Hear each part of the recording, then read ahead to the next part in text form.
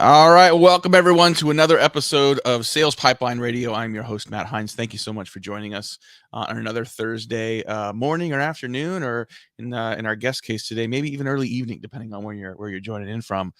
If you're joining us live, very excited to have you here. Thank you for listening. Thank you for watching. The advantage of joining us live for Sales Pipeline Radio is you can be part of the show. If you have a question for our guest today, if you have a comment, feel free to put that into the LinkedIn comments, and we might make you part of the show and sort of give you a little shout out and bring your comment into the program as well. So thank you very much for doing that. And if you are listening or watching on demand, thank you very much for subscribing, for downloading. I think we're somewhere around episode 330 of Sales Pipeline Radio over the past several years. Every episode, past, present, and future, you can always find at salespipelineradio.com. Every week, as you know, we are featuring some of the best and brightest minds in sales and marketing, B2B specifically. Very excited to have with us today, direct and live from Scotland, Jamie Anderson. He's the Chief Revenue Officer at Xactly. Jamie, thanks very much for hanging out with us today. Listen, I'm absolutely delighted to hang out, Matt. I don't know whether you know this, but you're a bit of a legend, right? You know what? Yeah, you're a legend. 47,000 followers on LinkedIn, 91,000 on Twitter. Listen, I was a humble CMO once that used to lap up your content. So let me tell you, you're a legend. Oh my goodness. Well, thank you. I don't always feel like a legend when I'm sitting here in my basement, surrounded by, typical 3 kids in basement and dog's basement, but I'll take what I can get. Well, thank you. But I want to talk. I think what really was interesting for me is I want to kind of have you give some of your background, because like you said, you've had a varied career, SAP, Marketo. You do a lot of advising with companies in sort of go-to-market, sort of scale-up stages. But what interested in me a lot was sort of this relationship with the CRO and the CFO, which quite frankly, we have an audience that is sales and marketing, marketing in particular. The better relationship you have with the CFO, the better off you can be. So let's start with a little bit about you, a little bit about Xactly, and then why that relationship you think is so important. Sure. Well, look, let me start with Xactly. There may be people kind of tuning in that don't know who Xactly are, but Xactly has been around. It was formed in 2005 by Chris Cabrera, who at the time had this vision to create the world's, first SaaS incentive compensation management platform. And he did that very successfully. Since their inception, Salesforce have been a huge customer and partner of the business. Here we are, 16, 17 years later. We've gone through ICM, we've gone into sales performance management, and now it's really interesting, we're talking about the CFO and things like that, but we're really forging into this space that we're defining as intelligent revenue. Because it is all about revenue. It's all about the fact that no $2 are created equal, right? And it's that combination of, you mentioned data, right? Data is a huge component of it. Yeah. So it's like how we use that to drive, scalability and performance and predictability into some of the world's biggest companies. And you use the phrase sort of flipping the relationship specifically, right, between the CRO and the CFO. What does that mean? What does that mean in terms of where the relationship was? Why was that not sort of successful or not sustainable?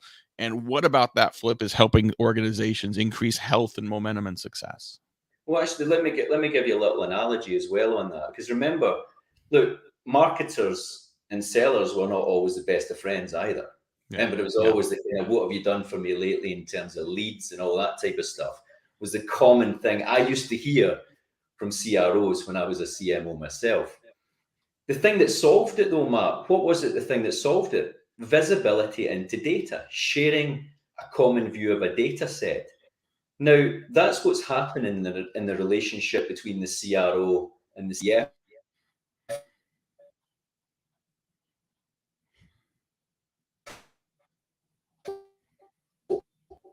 I don't know if the signal kind of went. Are we okay?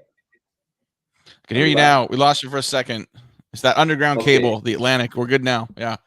Okay. Well, listen, it's all about data. And I think, traditionally finance is driven almost entirely planning in business, which even goes into go-to-market planning. But we've not always been looking at the same set of data. Finance has their data. There's a lot of assumption based on data, like how long does it take a rep to ramp? What is the average deal size? If we launch new products, what's the fastest time to market for these products? How many salespeople are successful typically? What makes a good successful sales rep? The thing is, over 17 years, Matt, we've built that data out. That data exists anonymized in our platform, so we know what good looks like. When you make assumptions and you're not using real data and you're not using the same data sets, then that's when things go wrong. So what's happening is people pour into this data, and I was talking on like a podcast yesterday. The reality is that the CRO role is a data-driven role, just like the CFO.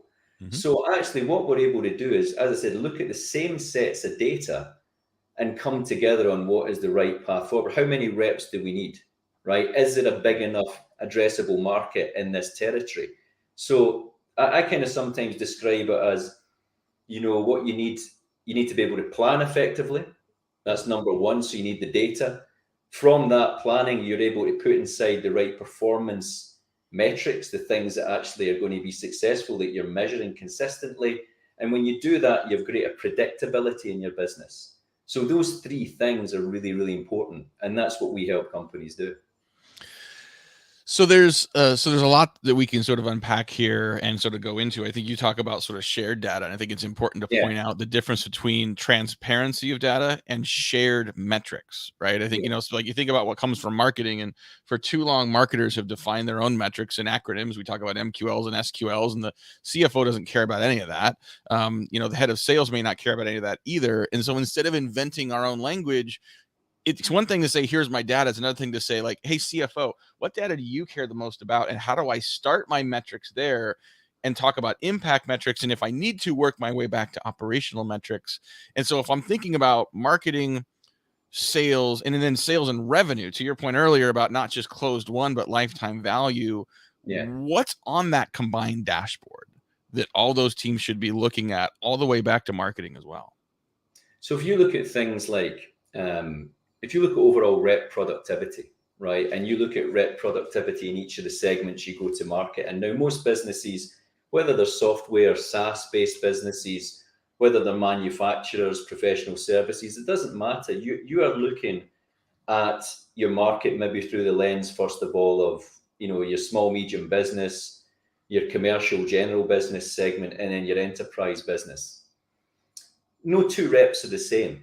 Right. So when you're doing your sales plan and you look at, okay, the velocity of business in each of those, areas of sales, you're looking at the productivity of the reps. Now, one of the really important things to establish is what is the optimal productivity, because that's what your sort of top performers are hitting. So, once you understand that and the kind of bell curve of, you've got people that are maybe in the 30 to 40% attainment, then you've got this group that are in the 80% attainment, and then you've got this other group, kind of tails off into 100 plus. Now, what do their metrics look like in terms of their deal cycles, average time to close? So you start to get really granular about the measurement. And then you can start to model and say, well, do you know what, if we could increase the time to first deal for new starters, for example, right? So you look at how long the new rep ramp time is. So one of the things we measure, when we started doing this together with finance, we found that new reps in commercial, for example, were taking about 140 days to their first deal. I mean, that's crazy. Why is that? And then it was a combination of multiple things like, enablement, for example, or what I call global sales productivity. But, making sure that you're coaching consistently, it's not a one and done thing, right? Because, I could go off on a tangent here. I'll try not to because we're short on time. But you need to continually coach, right? So you're looking at all those coachable moments. Well, anyway, what we did is we reduced that from like 141 days to 72 days, right? So within your first quarter of productivity, you're going to hit your first deal. So these are metrics that really move the needle. And the reason I'm saying that is that when finance then start to plan, So when they're looking at the next year out, which we always inevitably are, they're saying, well, actually, if this is a new norm, what does it mean in terms of our hiring schedule? So how many do we hire in Q1, Q2? Then what's the ultimate impact of that hiring based on how quickly these reps become productive? That is a partnership, because finance could measure those things, but if we're not measuring and managing the outcomes together and the investment it takes to drive that higher productivity, then of course, these are just metrics that you're measuring, but with no focus on. Yeah. Talking today on Sales Pipeline Radio with the Chief Revenue Officer at Xactly, Jamie Anderson, also a singer-songwriter. I'm tempted. I know we're going to run out of time, so I'm probably not going to get into Big Wednesday in this session, maybe the next one. But I'm fascinated by, what you guys are doing at Xactly is super interesting as part of this conversation, because if you think about that relationship with the CFO, I think about sales thinking about closed won deals and what do I have to do to get closed won, and marketing thinking about pipeline contribution. And it can be hard sometimes to be able to combine those together to say, what's my actual customer acquisition cost? What am I willing to spend based on an expected lifetime value, and knowing which different types of customers offer different types of longevity and profitability, instead of thinking bottoms down, like, oh, how many emails do I send and how many BDRs, do bottoms up and say, what am I willing to spend to acquire a customer? I think there's a lot of CFOs that we work with that when we say, like, what are you willing to spend? Obviously, that's going to be ceiling. We want to go lower than that. But what are you willing to spend overall to acquire a customer? Where are we willing to go higher in terms of, quarterly incentives or marketing programs based on an overall look? Most companies don't have that visibility, let alone are thinking about that. So how do you encourage companies to sort of create that consistent view and have that bottoms up look that, quite frankly, allows you to be more aggressive and innovative to hit your number? Well, I think the thing, there's a couple of aspects of this. I think one of the things is the data gives you enormous focus. Matt, you're working for a technology company, being around any company that's innovating, they're awash with ideas. And I think that the most important thing you do is you try and bring focus to that. So again, you analyze the markets you're going into. You can't win on every single front, right? So you need to create an incredible focus, know where the ideal customer profile, know where that lies, right? Work with marketing to make sure your message resonates with that audience.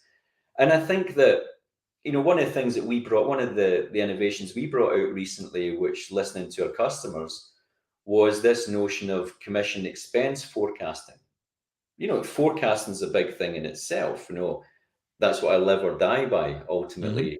Now is the forecast. But forecasting with a high degree of accuracy what your commission exposure is means really integrating and getting granular in the data.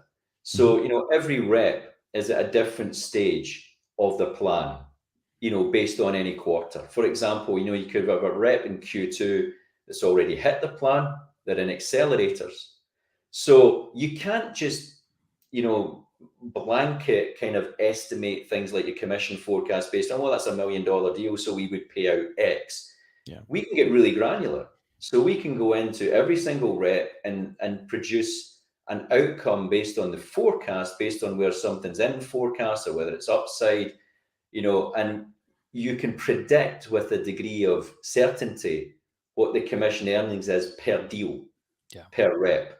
And for finance, what I would say is, again, the relationship between the CRO and the chief financial officer, that visibility gives us an incredible amount of credibility when it comes to providing them information, which again can help someone not miss their commission earnings forecast by several $1 million, which does actually happen and has a material impact on a public company.